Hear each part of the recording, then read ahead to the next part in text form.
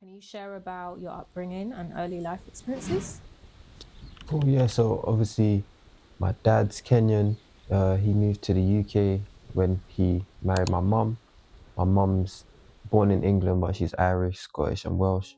So that's their heritage. But even her family, they moved over 1, 2 generations before. So yeah, I feel like on my dad's side, his mum was a strong, like devout Catholic, and then on my mum's side as well, her dad was a strong devout Catholic. So they were both raised up with like some semblance of faith and believing in God. But I feel like as they went on their journeys and in life as well, they had faith, but it wasn't necessarily like practicing Christianity. So I feel like the way I was raised was some of the core principles, like be a good person, treat others how you'd like to be treated, but it wasn't necessarily like about me having a relationship with God and Christ. And then yeah, when I was around 5 or 6, my parents split, and my mum like was more into different beliefs, like more about like yeah, like positivity, like parts of Buddhism, Hinduism, other stuff like law of attraction, meditation, um, and yeah, I'd say as I grew up, like went to a Catholic primary school, um, and then we was go to church, but mainly for me to get into secondary. So I went to Catholic church to get into secondary. And obviously in Catholic church, you do RE and other stuff, and you have to pray in the mornings. And so there was like some religion around me, but I wouldn't say I had a relationship with Christ or knew Christ. I also think for me, I believed in God, but it was like God was kind of distant. Like God was someone like in the hard times, or if something was going on, like I'll speak to God, but in my day to day, it's like I wouldn't really think about God. I'll just live how I'm living, and it's like God was kind of separate from us. But also, as I started to get older, I feel like my idea of God changed. I feel like at first it was like my view of God was based on what I knew from Catholicism and basically of the Father, but in a sense, it was like an absent Father in terms of like he's there if you need him, but like day to day, like he's not really, yeah, like in your life. Mm. Um, so then with that, also as I started to like read more or like look into other religions or beliefs or like explore other cultures and faiths, I feel like my idea of spirituality changed. So I believed in like a divine or supreme being, but I wouldn't necessarily say that was God anymore. Sometimes it may have been the universe. So it was like my thing was cool, like just be a good person and follow certain practices. But God, yeah, there's that separation and distance. And then there was a point as well where it was like more into science and other stuff. I became more atheist. And then as I got older as well, like end of secondary and going into college, I feel like I started to go back more towards spirituality, but it was agnostic. So there was lots of different beliefs. So I say there was the roots of like Christianity or Catholicism and faith as I was growing up, but I never really believed in God as in the Christian God. It was just that was what I was brought up around. So that was my idea of God at first. But as I grew older, it changed into something else. What challenges or struggles did you face before encountering Jesus? Yeah.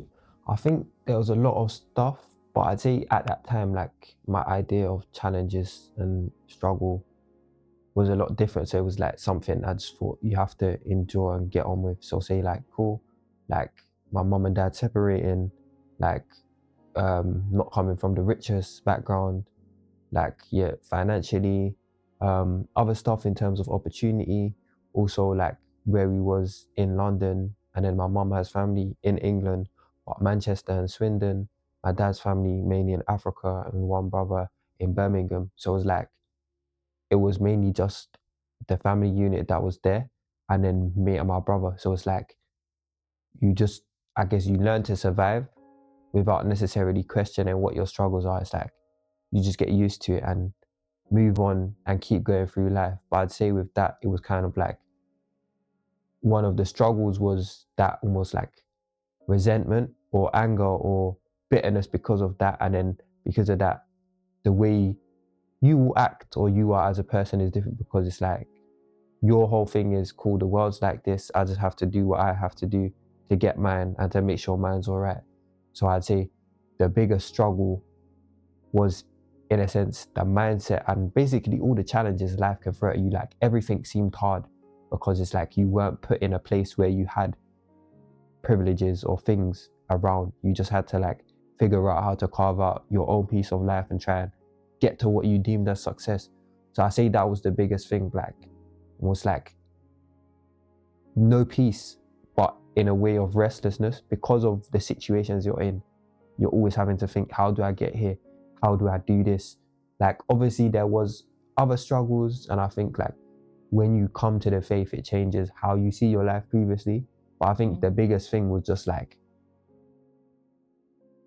obviously you have family, and I feel like with God that changes as well. But it's like the fact of like the independence or restlessness that you have to do everything, and it's like, and get it for yourself, but also you feel like you have to get it for the people, whether it's back home, whether it's here, whether it's like you want to be the person to change that. So I feel like the pressure, the restlessness, lack of peace, The weight of the world is yeah, literally on your shoulders, yeah, basically. Yeah. was the main thing. Like even from a kid, you had to be a man or an adult. Like you never had a chance to really live life in innocence. But obviously, like my mindset on that now has changed. But it's like just that fact of like you didn't really have any seconds of peace. You're always just like trying to get this done, or thinking or worrying about this. I think that's the biggest struggle. I think there's individual things I could point out, but I think like as a thread throughout life before Christ and faith, that's the one thing like that now is the biggest change, and I can feel when I see that in myself as well. Oh, that's amazing. It's good. Right. So you said that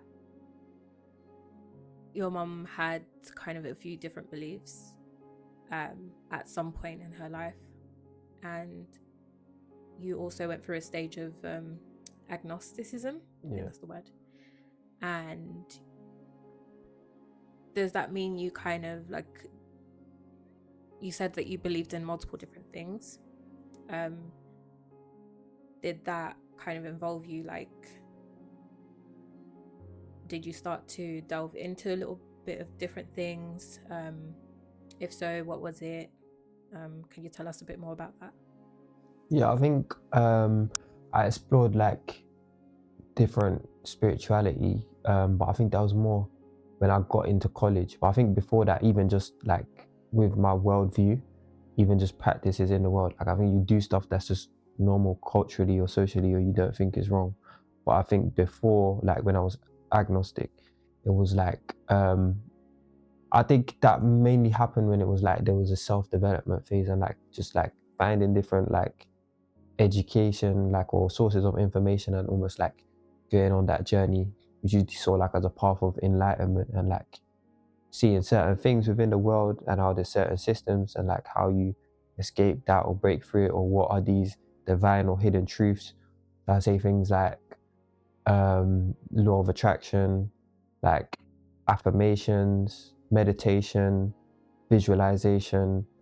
I say those were the main things, but based on like, yeah, like in a new age sense, where it's like there's parts of belief. So it's like obviously in Christianity, Christ says treat others as you would like to be treated, and there is a thing of like fortune by those who bless, but it wasn't based upon that. It was more the thing of like good karma, bad karma, and how you operate in the universe.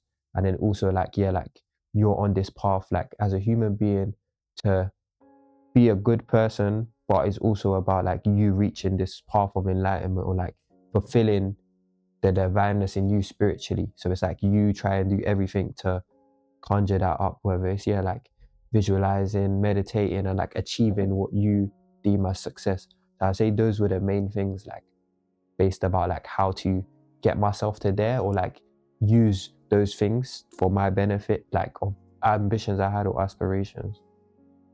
Okay, cool. That's actually pretty. I noticed that that's pretty common, like in a lot of people that kind of are soul searching, I guess, or looking for some kind of guidance or trying to find themselves. There's a lot of like self-serving and kind of doing good to get back for yourself, whereas Christ teaches us to serve, not to kind of, not with the aim to be served. Yeah. Anyway, let me not even get into that. No, but I know what you mean. Like, there's You people get that what? can have a good heart, but they have the wrong beliefs in this. Like, Yes. and sometimes I think, yeah, like God can be drawing certain people. So there might be someone that's like got a kind nature, but obviously, like, we know, like, always as a man, woman, like mankind, you still have flaws. But it's like they might be closer, 100%. and then it's like because of that, they hear God and come to, yeah. So I get. Yeah. Now, how did you first become aware of your interest in Christianity? Because I know that before you were very much against it for multiple reasons. Yeah. Can you talk about those reasons? Can you break down those reasons and like what those were, sorry? And then talk about what sparked your interest. Even though I know your story. So in fact, just tell us. What happened? Or like the story of how I got there. Tell us what your mindset was towards Christianity outside of like how you were raised, like your actual thoughts on it, your perspective on it, and then kind of go into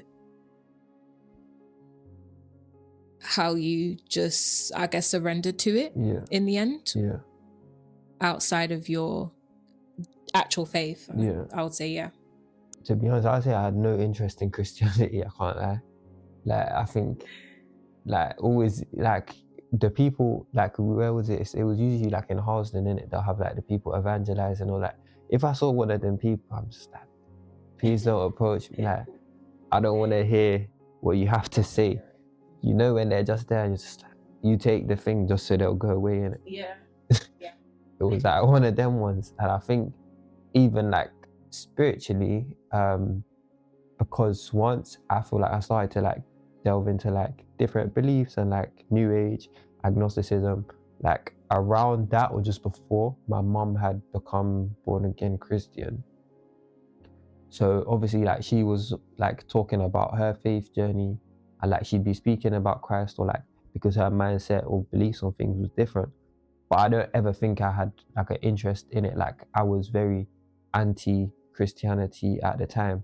And I guess like a lot of it was my upbringing or perception of Christianity and Christ. So like, I always then, because of like the Catholic Church, and not necessarily the experiences I had, although like I think, yeah, like sometimes I remember that if we didn't remember the prayers, like the way the teachers will stick you on, they'll be like, oh, you're meant to did it. So it's like, that was almost one of the bitterer things. But I think it was just looking in the world, like seeing like how the Pope was, or a lot of the scandals in a lot of churches, or like all the riches they had, and you've got all these poor people.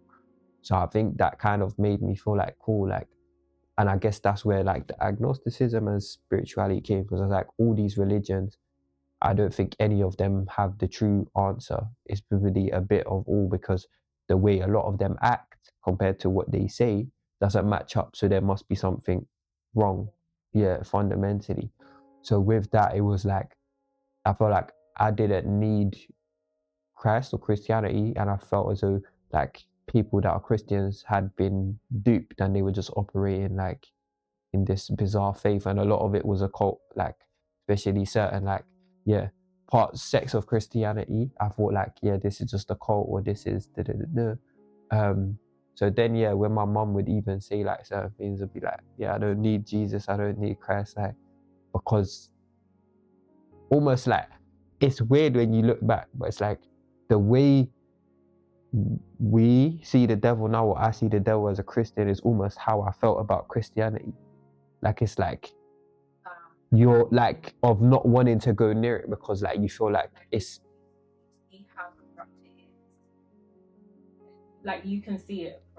But even not necessarily, it's like, I think because obviously like there was people, Christians, like, or churches where that's not the case, but it's almost like, say like certain practices you'd stay away from now, and it's almost like you've got that conviction.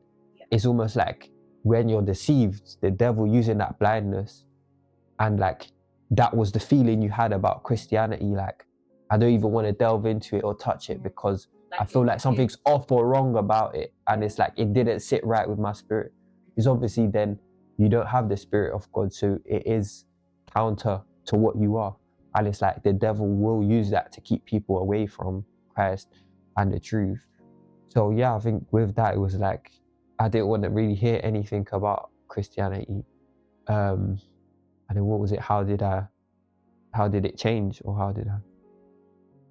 How did you become like aware of your interest, aware of your interest in Christianity? Oh yeah, even with that, I see when I became Christian, I still wasn't necessarily interested in it, but the way things happened made me then become a Christian.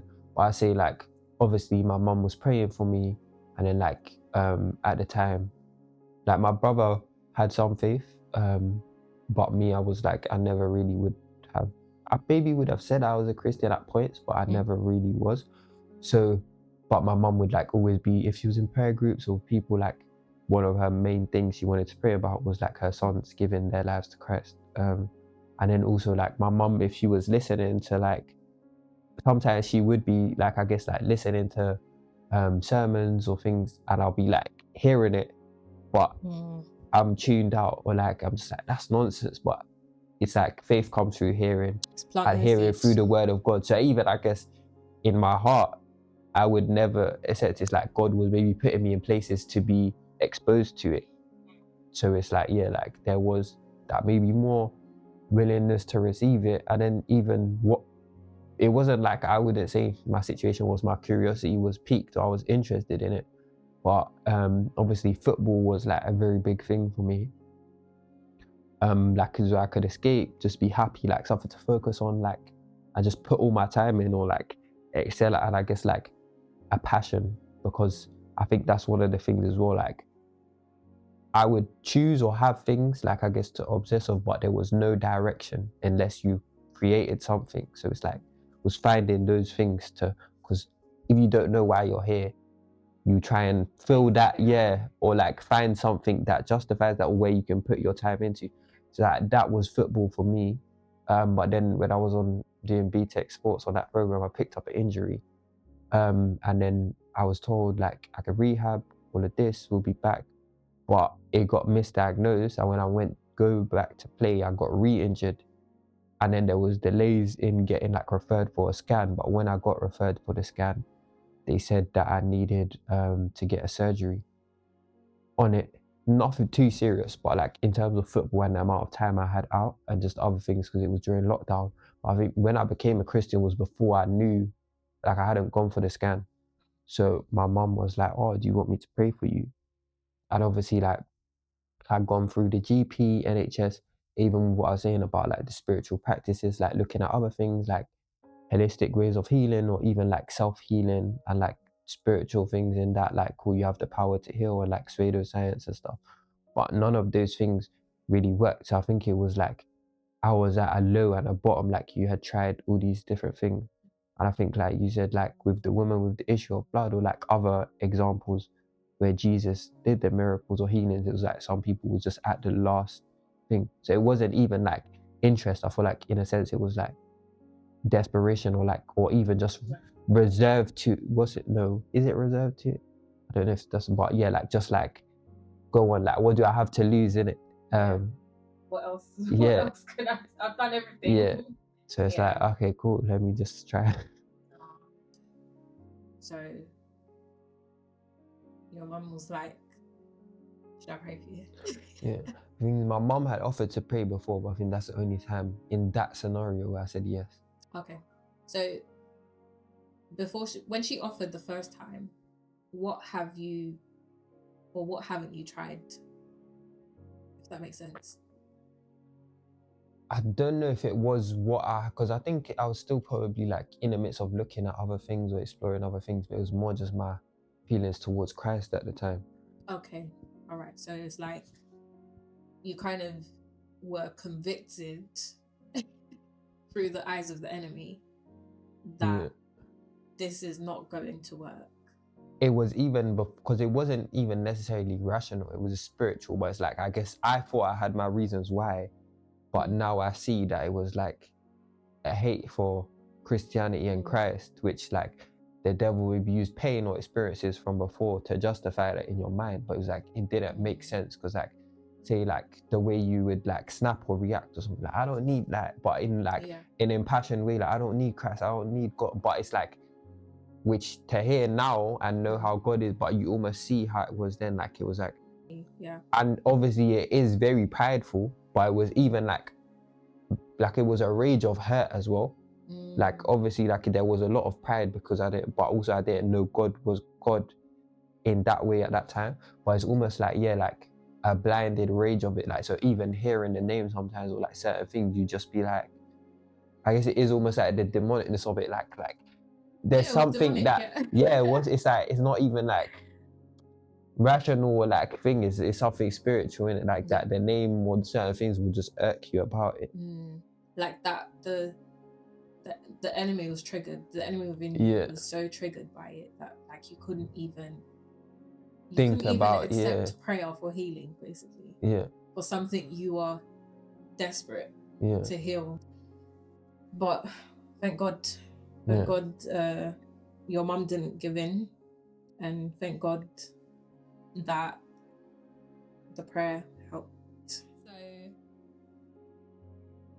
okay, yeah, so you were saying, sorry, finish what happened.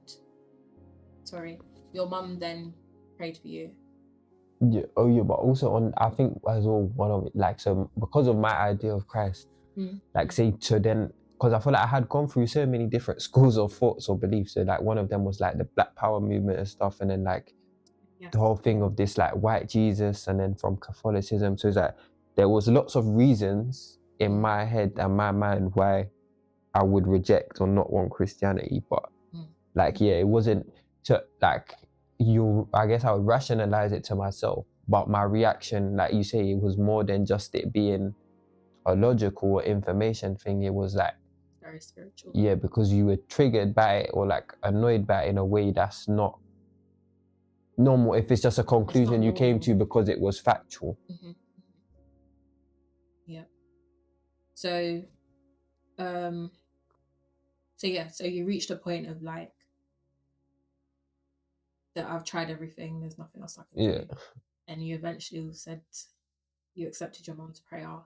So what happened after that? So I think it was in the living room at that time, and then my mum like went into the kitchen, and I think she started playing some worship song and then praying over me. In terms of like how long the whole thing was, I think my mum said it was quite a long time, but she started praying for me, and then at a point she had kind of left because I guess I was still like in prayer or like having, it was almost like the way, I don't know, I had like the encounter of like, okay, cool, like the revelation of Jesus, and then I think that's when it all changed, of like, okay, like Jesus is the way, the life and the truth. And it's almost like where it says like the scripture where it says about the scales on your eyes, and it's like was removed, because it's like it all made sense, but just so simply as well, because it's not something that like, even though a lot of the things from that, even when it was like atheism was like, because I think I'm thinking, okay, I thought it's rationally this makes sense or logically this makes sense. That was a thing of like, it's not even was evidence based, but I thought I'm someone that's searching for truth in that way. But it was like, this is something truer than anything you've ever experienced or felt. And it was as simple as like knowing that I didn't even have to question. It's just like the truth was like imparted in you, like, okay, like this is right. It's almost, yeah, like if you was wearing sunglasses that are tinted and everything you do is based upon that, and then someone takes them off, and like now the way you see is completely different. But it's the act of them taking off the glasses is not necessarily you'll be like, oh yeah, because of this is a 0.5 tint, or like it's just that experience you've seen the color now and so I think that's essentially what it was. And then in that moment it was like me giving my life to Christ and deciding to follow God. Because yeah, like I think like while that was happening in that time, like that's the first and I think the only time I've felt like I've heard the audible voice of God was like when my mum was praying, and then it felt like I heard someone say like Mwathi, and then it was almost like that experience or encounter happened. To me, it felt like it was like a short period of time, but yeah, my mum was like, yeah, you was just there for a long like time, like, but she's like she just left me because she felt at peace about it, and like it was me and God. So it was like, but yeah, it feels like you know in films when it's like a flash of events just happen quickly, it's like that. But obviously mom was saying like that it was a long time, but it feels like it still feels like even I can see it all at once. Because obviously with God, time is just, we're so separate from actual time. Like for some people, they will feel like they're gone for hours, whereas they're having the encounter for hours, whereas on the outside, what we see in the flesh is like 5 minutes. Whereas you know it's different. So yeah, and I think even with that time. And then there was a video or like sermon and teaching I was watching the other day, but it was like, because even at first I struggled with it because it's like I didn't necessarily I couldn't understand or explain what it is or why or how it happened. But you now like it's like that became inherent like within my spirit, because you have the spirit of God and you know that like that truth can't be changed. But sometimes I'll be doubting like, did that really happen or what, because I didn't have the words to explain it. But then it was like even like where they were saying like even sometimes like Paul or some of the writers, like there's some things that happen like there won't be the words to explain it, but you know also because of how you were changed from that, and like the evidence is the change. Essentially. It's really good. So what were the next steps? Like what changes did you notice in your life since embracing your faith? I think for me, obviously, like at first that moment was like quite peaceful and soothing, and like the love of God. And I guess even like in times where I have doubted my salvation or thought, has it really happened? Like that's in my mind, but there's always that spiritual sense of feeling of like peace, and I have been saved by God. But with that, it's like in that moment, there wasn't necessarily like, or even in like the time after that straight away, there wasn't necessarily like immediate changes in terms of like within my life, but it was now my mindset. So it was like, even if I didn't understand, my thing was like, okay, like my mom prayed for me as a Christian to God.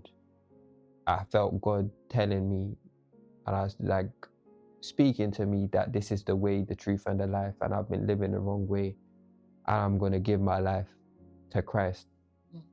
So, but even like in my head as well, I was like, cool, like this is a truth or experience I've had that's truer and feels realer than anything else.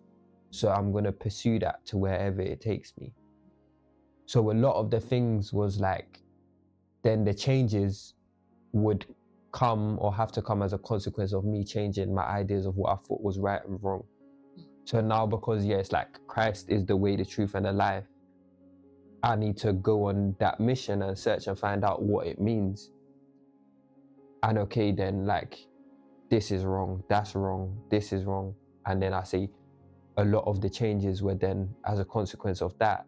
But even like for the first maybe like few months, like the first years, there was certain like cultural practices or spiritual practices. When I say culture, I mean like within this culture, or even spiritual things. So say like, cool, like still some of, because I wasn't raised as a Christian, I didn't know necessarily like that all of the beliefs were incompatible. or like there's things I'll do which I didn't think of, but it's like obviously you're blinded by the enemy because he wants to keep certain doors open, but it's like certain practices I'm still doing, and it's like I'm mixing affirmation then and I'm praying, and it's like still at first until then, okay, like I'd come across a sermon or a scripture, and then is the revelation like, okay, like this is wrong, like to follow Christ, like you need to surrender that and go by the ways that he says, right, which is also for our own protection. But even like culturally, or like even just like mindsets, like cool, like say as an artist or football player, like it's about your ego, and you have to believe you're the best and be better than everyone else, and if anyone comes against you, they're your competition, you have to like destroy them and like whatever. Obviously it's not necessarily in a warring sense, but even in like boxing you see it in like the press conferences, and it's like whatever you have to do to gain a competitive advantage is fair game, because your mission is to excel within the realm you're in. Or other things like cool, like within how dating is seen culturally, or like what materials is seen as acceptable, like cool, like pornography is normal, music videos of a certain kind is normal, like to talk about women, or men to like women to talk about men, or like how the culture views and talks about sex, or like even like drugs, or cool, is drug dealing justified if you're in a society where people are in poverty and it's a way to escape. So it was like all of these things that it was like almost God was, I guess, through this period teaching me and always showing me through scripture, or like I'd come across a video of people and like correcting my mindsets, because I had like 18 or 19 years of being programmed by the world or by different spiritualities of beliefs, what's right, what's wrong. And God was almost like walking with me, and it's like every like little one by one, or like big things like showing me like, you know, this is wrong. And then after that, like there was also the battle of changes, because it's like there's habits or strongholds or ways you believe or ways you think, and it's like, okay, the first step was me knowing it's wrong, now the second step is me learning how to do what's right and surrender it to God, and also building that discipline and trusting in God and fleeing from certain things and walking in the right ways. So I think the main thing was the change of like, cool, everything God says is true, but then I also have to find like, yeah, my people die from lack of knowledge. I guess like that's, so find out what that meant and then try and follow that. But also having now and learning to have faith that even though that's the case, let me surrender that to God and him show me and lead me that way, as well as me trying to put in the effort to not achieve, because it's like, yeah, it's not by our own works, but like I guess be led by God and willingly, yeah, like you said, I think surrender and submit, and consistently surrendering to God. That was deep. That was deep. I like that. I really, really like that. I was even going to point out as well, sometimes we focus on the culture of like the Western culture, but we still have, I don't know about your household, but there's still the African culture as well. Sometimes it's very easy to mix African spirituality with culture, and navigating that can be a bit challenging because we don't know. And that's another topic to talk about. But yeah, God's been, for example, working with me about I'm going through something. No, I hear it. And I think even like with reading the Bible and seeing the things, it's like almost like where obviously like we don't need to get into that too much, but not in terms of that, but I'm saying like in the Old Testament it's a different way of life and where it was. But I think like how God says to them about the intermixing, and that wasn't like, but it was to protect beliefs, and because cultural in those times, and I think like, yeah, even me understanding the Old Testament, but so when I became Christian was 2019 November, so it was like just before lockdown, so a lot of it was like times of isolation or being, so basically like I just had time to like read the word, do these things, or like find, like, and then it was like exploring and learning, and some of that time was used wrongly on wrong beliefs or practices, but God also used that time to correct and I guess like instill those things in me. And I guess like an analogy from coaching is like, if someone's a bad finisher, you can tell them or like be like, oh, like you got to do better, but unless you change their shooting technique or like how they, so it's like almost like unless God like, and sometimes in some situations someone can be removed from a situation, or that can be fixed straight away, but it's like unless what is flawed is changed, the same thing is it's gonna keep repeating. So I think like, it's let's redirect the angle, or maybe this position isn't necessarily for you. Maybe you need another. Maybe you need to be midfield instead of striker. And it's like That's a little I know about football. But yeah. So even with that, it's like because like I said, there's like the black power like phase and stuff, or like you say, the spirituality. So say like certain things like believing then like like things about ancestors and like guidance and stuff like that. But it was the thing of where Christ is like there's no Greek nor Jew nor Gentile. And the thing is that some things then like coming from that mindset had to be corrected, because it almost felt like there was a racism in Christianity. It's like, why are all these beliefs being discriminated against? But these are correct. But when you realize, because even was talking about this yesterday, when I was with my family, but so my dad's tribe is Kikuyu, but even there's certain beliefs or like practices that also go back to like the Noahic laws and like the practices. So in truth, like Africa doesn't have any default religion or spirituality, but it's like with the Tower of Babel or like Europe or thing, as these spiritual practices and different spirits, cultures will develop. But if we get attached to a culture that has wrong beliefs, you have to realize that like if we all come from the lineage of Adam and Eve, there's not really a belief to that region, but the devil can use your attachments to certain ways of life or cultures to keep you trapped in that. But what we have to remember, there is none of those things at the end of it. We're God's children, and it's like we picked up wrong practices maybe because we are following the ways of the world or the devil, but that's not really meant to be ours. If there was never the fall from grace, we wouldn't have lived that way. But it's like if you pick up them things and even like I think like you say, it might even be small things that's not even like to do like even just in culture, like say like in London, like if someone speaks to you a certain way and from a certain environment, you being a Christian, but it's like you can be a Christian but you still having to like, and it gets easier, but discipline yourself of like, cool, that's the way I would have reacted or taken it, but I have to act in a godly manner. And it's not about my pride or this guy can't disrespect me like that. You have to learn to manage it how God wants you to manage it. And sometimes that might be laying down a boundary or calling someone else, but you're not meant to do it in that mindset or way of life. It's like how God shows you to do it. And I think, and that's how people use that term. Oh, do you know where I'm from? It don't run like that. Or there's certain lingo that people use to show that they're from a certain culture.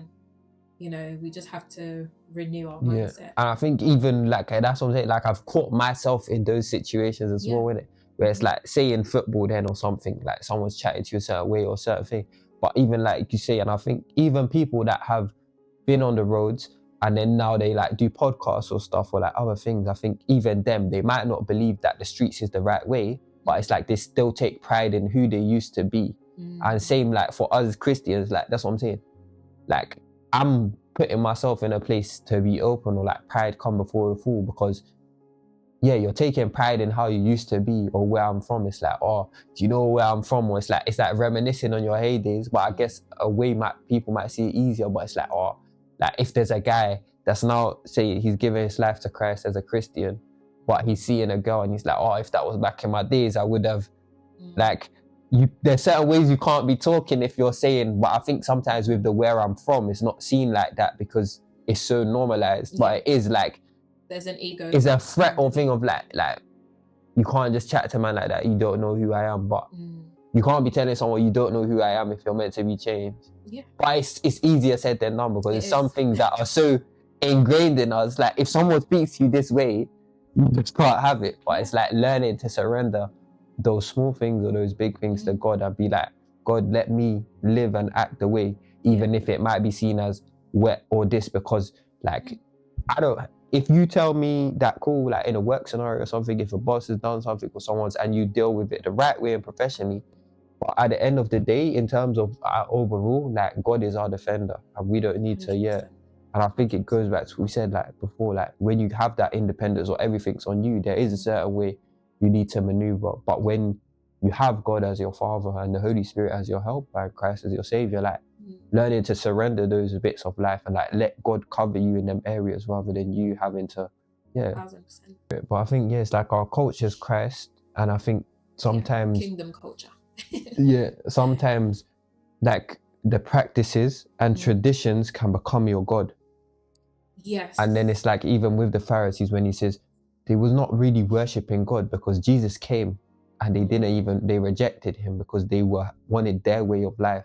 It's like they weren't, then it was about how well they did within their system, like they were the most righteous there. But and then with that, I think, like you say, certain cultures, there might be certain things, but it's like what we forget is the culture. Some of the cultures came as a consequence of God. So it's like even some of the practices were done to try and keep the people in closeness to God. And I think that's the whole thing of like the Old Testament and the New Testament is God's laws have always been perfect. But I think it's like this example he gives with Moses of remarrying and thing. And it's like he says that was because Moses knew you as a people and your heart. So he that was for you. But it's like the Old Testament laws were there for people to try and please God or appease God. And I think even like in that sense, one of the big things that was a revelation of me understanding the Old Testament and why some things that seem mad there. Because someone was saying that a lot of times, like in the Old Testament, it's not actually referred to as much as like now, the enemy or the devil or Satan, but things were seen maybe as God. But even the thing is, like, I guess as humans, we put it in an anthropomorphic way, but some of the things are like protections. So it's like, God doesn't necessarily need them to sacrifice that lamb for atonement of their sins. But if you've done wrong, the blood spilled is a cleansing. And if you don't do that sacrifice, the devil would use that door to punish the people. And it's like the thing of where even, Satan keeps going to God before Job. And we see a physical example of that wrestling. So it's like sometimes those practices and traditions where there's rules and laws to try and keep the people and protect them from the accuser or Satan finding these things to bring catastrophes or disaster.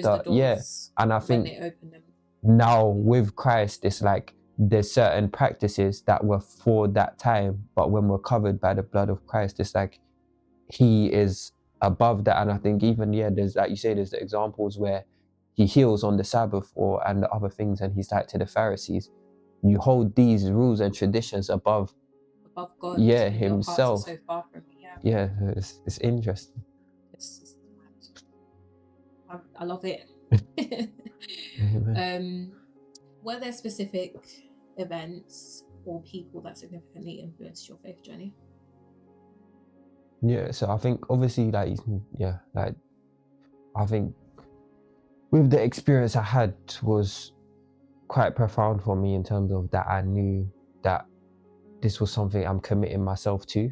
At that time I didn't necessarily know what that meant in whole, but as I guess like the faith I had to stay true to that, like God honored and brought me to where that is. But even still, like to go on more, and I guess like I think it's John where he says like less of me, so more of in that sense. And it's like becoming the way God intends for you to be, and so you can do his will on purpose. But I think along that, like obviously my mum played a big part, my brother as well.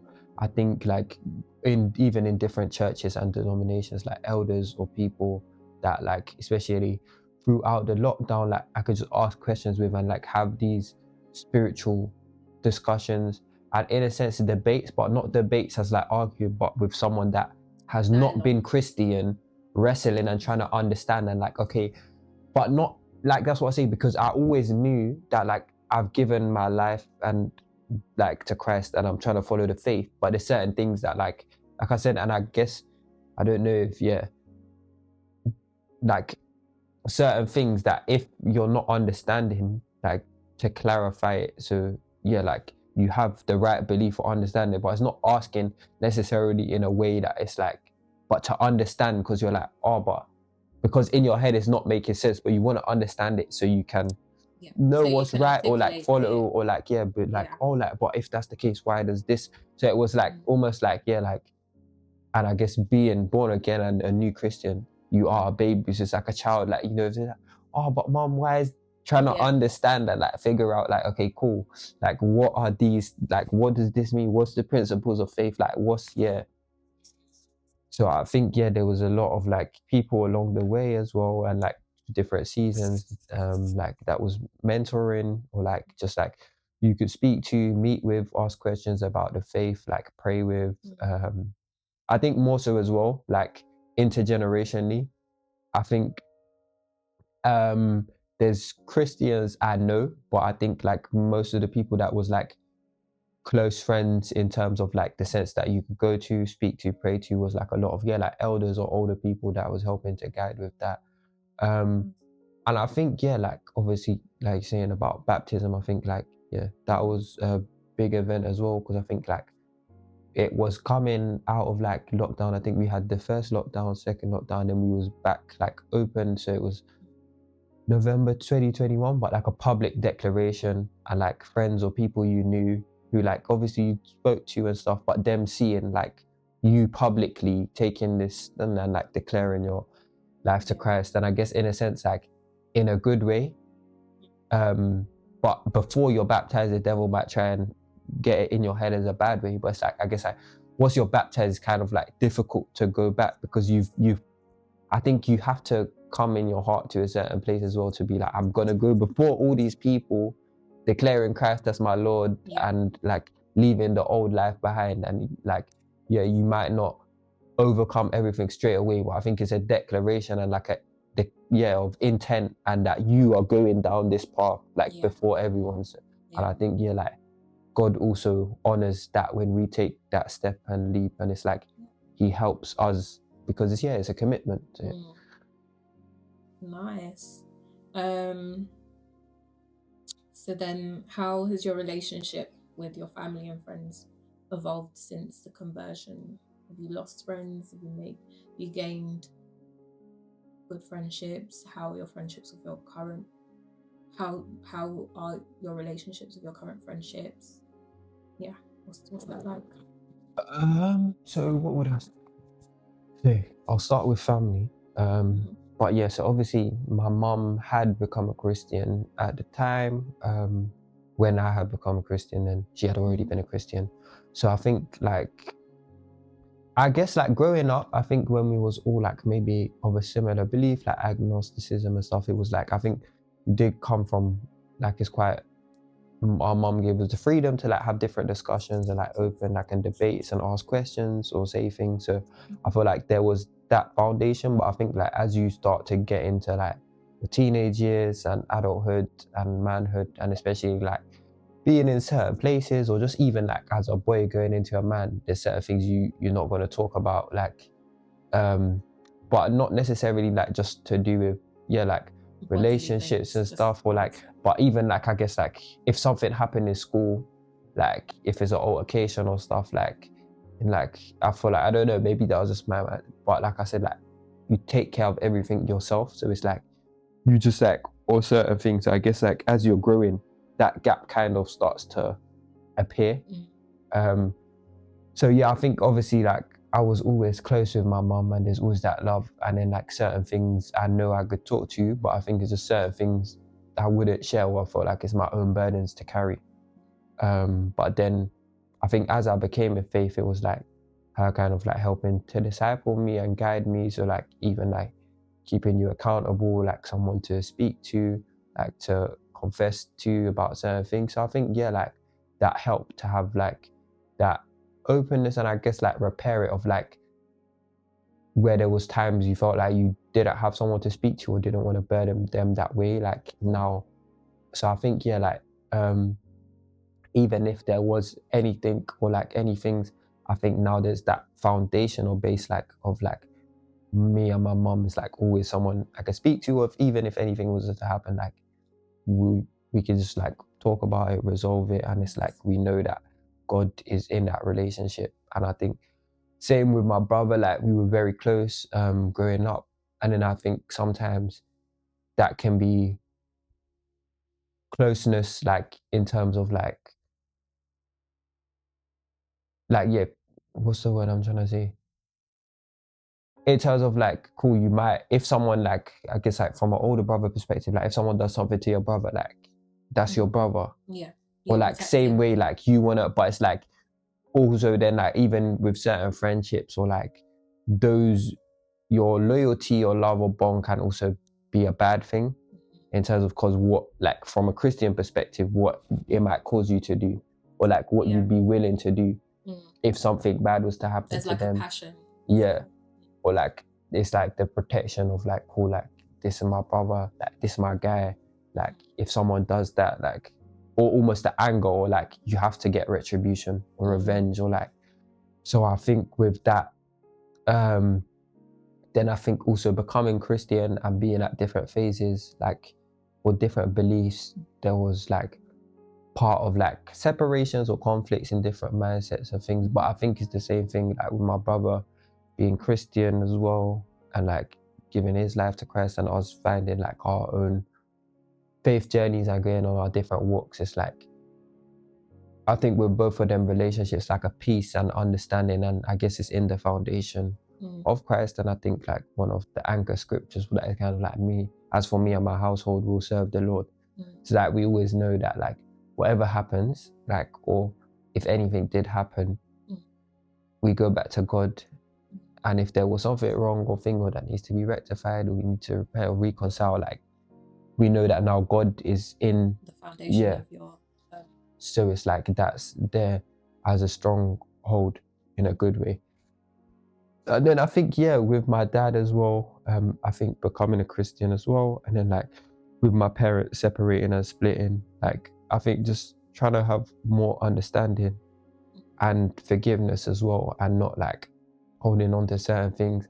And I think being renewed in Christ as well is like, even if certain things were missed or certain things went on, it's like Christ, I think there's this scripture where it says about broken systems, and it's like at the end of the day, like now Christ is my redeemer, and like there's certain things that I don't like necessarily need, like you don't allow it to burden you. Or because God like takes care of it or gives it to you, or like say in certain scenarios you might have felt like you needed closure in the past, or like this needs to be dealt with, but it's like with God, like you have the peace or the care of like you surrender it to him, and it's like that is your closure now. And it's like, so I think with that as well, so I think like at first there was like some conflicts or rocky roads. I think especially like when there was maybe like in my stage the mixing of different beliefs and like ideologies, and then like, or also the way you approach certain things, or like listening to certain pastors and people and how they approach like talking about Christianity or evangelism. But I think now like it's in a very good and blessed space.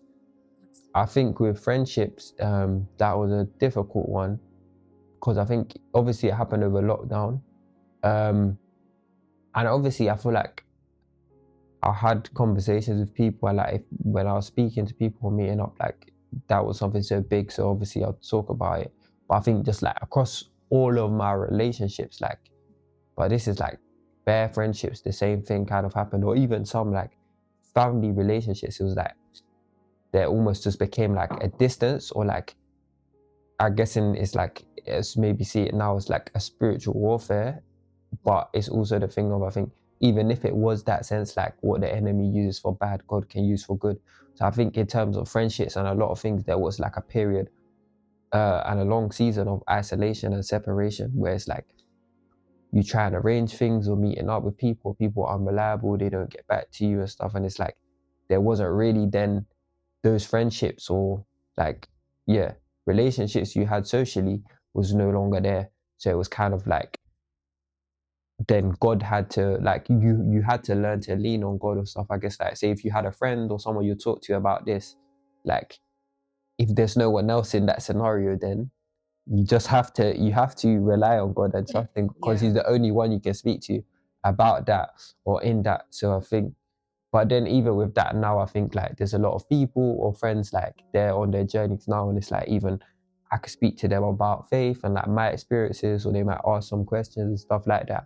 So even like, although there was a lot of relationships or people where it kind of like fell off, or it's like they just disappeared. Like I don't begrudge any of it or anything from it, because I feel like God needed that to happen as well for me to be where I am, and like that God is my first and foremost rather than people or anyone else. So I think, yeah, like there was that kind of like throughout all the things, like either tensions or separations, but I think in some sense it was needed, so God becomes the center of your life rather than having idols or certain relationships that they're your first or go-to there rather than God. Yeah. That's good that you see it that way, because it's not an easy journey. It's not an easy journey. Yeah, trust. I know, because the amount of time, like, and that's, I think, it's a thing you deal with as a person. But even with that, I just have to surrender it to God, and it's like grace. God has grace for us, have grace for yourself, but also have grace for others. Because the amount of disappointments or people letting you down, or people like you say, oh, like that person's moving fake now, or like this, like. But even now, I don't see it like that. Like, I just have grace and forgiveness in it, and it's like some things you might not understand, or it might not make sense to you, like why someone would move like that or why they would do that. But it's like at the end of the day, it's all for God's glory, and He'll use what's for bad for me. And it's like I pray for all the people I know or I've known, and it's like it's in God's hands. Like what's meant to be is be. And I've seen God also come into and restore a lot of relationships. Some chapters and seasons may be closed forever as well, but it's like we said, I guess the closure and trusting in God. And it's like God will bring the people that's needed, or if there's not someone needed there, but it's like God will navigate. And I guess it's like where He said He knows the food we need, the like do not worry. So it's like same with people. Like, what challenges have you faced in maintaining your faith, and how have you overcome them? I think one of the biggest challenges had been socially. Okay. And then also like, yeah, I think because also like with difficulties finding a church or specific church, or like finding Christians of my age. I think now like God has actually connected me like with, but this is 5 years in it, so like God has connected me with like a lot of people like I've met in a different space here. Then we're both Christians, and then like I know them there, and like we're cool, or like we can talk about certain stuff and like have conversations about faith. But I think at first it was definitely a thing of like a lot of spaces I was going, I'm the only Christian there. And even sometimes going to Christian spaces, it felt like you didn't fit in or still wasn't accepted. And sometimes it might have been easier to surrender what you saw as faith to be accepted. And this was even sometimes like amongst people who were Christians, but you know it's not right, or that's not what you should be doing. So it's like, because of that, you do become isolated or separated. Because yeah, like if people then like they have this to bond over, or they'll do that or things. So I think one of the biggest challenges, and also I think like going through it in isolation, like having the boldness to declare your faith. But I think it's just like, if you are ashamed of me, like you're like, then God will also, you're like reject you. Yeah. So it's like Deny you, sorry. No, you help me to say that. But yeah, so the fear of like, especially from being in a place of not doing it, and I guess as well like certain mindsets or beliefs growing up, like you don't air your dirty laundry or certain things. So it's like it was a weird one of the space of like my relationship with God and the experience have been so personal and isolated. How do you translate that into sharing your faith in different spaces and walking in that? But also as well, one of the challenges I guess is like what's the word? Not rehabilitating, but like reintegrating, because I was not a Christian before like the lockdown periods. It happened over lockdown, and then there's like a year and a half or whatever where it's like, so society's not really society. So now, even though you've been a Christian for a bit, this is the first, your faith was with you and God, but now you're being put in certain scenarios or circumstances, or there's certain people, or certain disagreements and discussions. It's like now you're operating it as one body. Yeah, and it's like this is to navigate. Yeah, and this is the first time that you're having to be a Christian in a normally socially operating world. Like you're going to uni, you're going to events, you're doing music. So it's like now you're in, whereas before it's like with lockdown, the world wasn't really the world at that time. But now it's like things have gone back to normal and being in those spaces for the first time. Okay. Yeah, that makes sense. Yeah. It's not easy. Sometimes you just want to go home and just go back into your safe space. Yeah, I think it's like but you need to be the Elijah. light of the world. It's like Elijah in the cave, innit? Yeah. When he ran away. And I think that was a big thing. From sometimes I was like, I'm tired of this world. I can just be a Christian here in my room, like follow God here. But like God wants us to be out in the world and to live the life. And it's like, yeah, like in a sense, not in a cruel way, because I think it's also grace for ourselves, but it's like getting back on the horse and not being a coward, in the sense of like, if the world rejects you, if people like, you still got to do God's mission. You can't let that make you just like, yeah, like it's like, I guess it's like the child like going into school for the first time and they're like, Mom, yeah.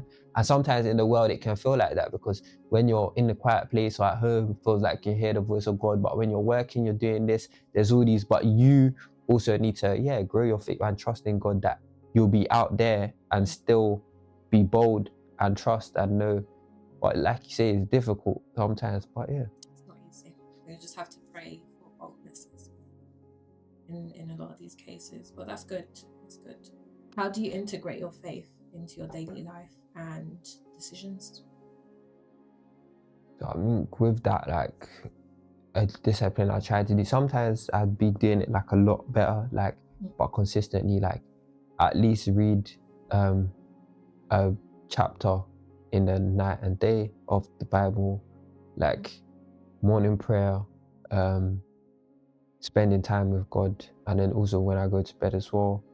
But I think I also try to like be in unceasing prayer, like when I can be, and like say if something's going on, like having the right mindset, like okay, cool, like you're worried, and like meditating on the scripture God has given us, and like do not worry, and like reminding yourself of those things, and like even in those situations, putting your mind on God and thinking about it the right way.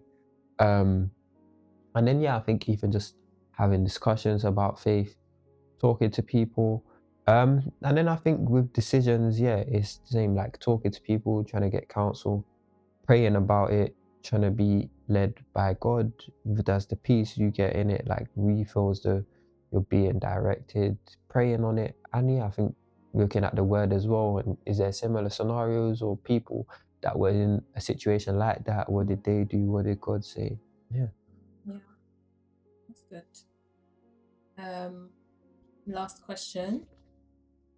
What message or advice would you share with others seeking a deeper spiritual connection with God, or even seeking God? first I say Jesus is the way, the truth, and the life. I think even sometimes that can sound like a simple statement, and sometimes it can sound like a very complex one to understand.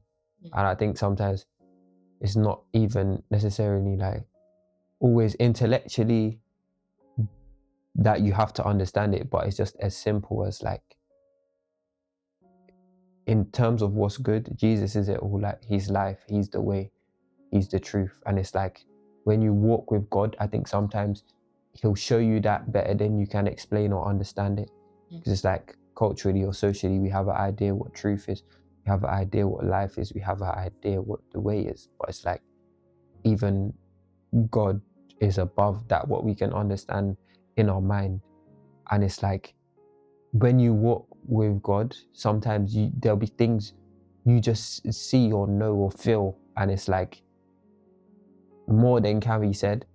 And I think with that, it's like, God is a rewarder of those who diligently seek him. And he's like, if you knock, he knocks and you answer the door. So I think anyone that wants to seek God, like that you actively trying to seek God and asking God to come into your life is a declaration of faith.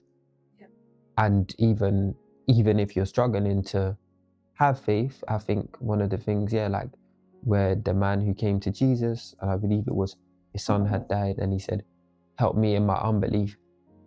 And I think one of the things is just like we compartmentalize. I think we talked about it a lot throughout this, like whether it's in different things, in relationships, in how you navigate in the world, what you bring to certain places. But I think it's understanding and surrendering to God and giving it all. And it's like, even the thing of the way, the truth, and the life, like that's Jesus. And that's why we're us and he's him, because he's all of that. But it's like sometimes it's not you having to understand that, but it's accepting it and knowing it and surrendering. God can deal with and take care of and will lead you through. And I think with the way, the life, and the truth, sometimes you might not understand what that encapsulates as a whole thing, but it's like as the potter and us as the clay, like God will take your life and your situation and mold it into what it needs to be. But it's like that surrender is like just giving everything. And just let God, basically. Yeah. And sometimes it is easier said than done, but I think like it is a relationship and God is an active person, and it's like it's not just us waiting and hoping in faith. It's like if we do it, God will tenfold. And it's like, yeah, like if you seek him, know he's a rewarder of those that diligently seek him. And it's like if you are asking, if you are curious, it's like God is drawing you to him more. He wants to do more than you even want him to do for you, because he knows that there are bounds of what there is and things. So it's like trusting in and knowing that, and even if it is faith the size of a mustard seed, like let God take your faith. Give him the little you have, because even like with the widow with the 2 mites, like that might be all you have, but like if you give God what you have, like he will make what he needs to out. I guess do you have a little prayer at all, or yeah. Abba Father, I just want to say I thank you for our lives. I thank you for my life. I thank you for all you have done. And I know that we do not always have the words to pray the things we need to or want to, but I ask you intercede for us, and that everyone that has a desire to seek you, that they may surrender to you and give it all to you, and you may lead them and take their lives and transform them. I ask that you may continue to raise up saints and a generation on fire for you, and you may move in people's lives so wonderfully and amazingly that people will know and know it can only be God. As the people knew with the nation of Israel, they were a nation blessed by God. I just ask you, God, that you raise up your people, you raise up these people who desire to seek you and to follow you. You show them what it means to give their lives to you, and that you may guide them, lead them, and raise them up as lanterns and lights and towers on a hill, that everyone may see and look and glorify God and see how good our Lord is.